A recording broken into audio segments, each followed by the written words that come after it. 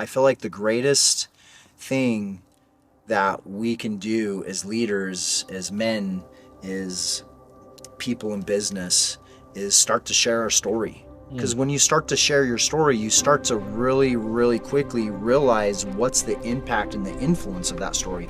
So it forces you to look at yourself. It forces you to look at what is the amplification of my story going to have on these people. And it's such a growth moment. It's such a growth moment. And people think I need to figure out all my shit before I put out the story. No, you start putting out your story now, and you start looking at it, and you start analyzing it, and you start seeing, how can I share the story more powerfully?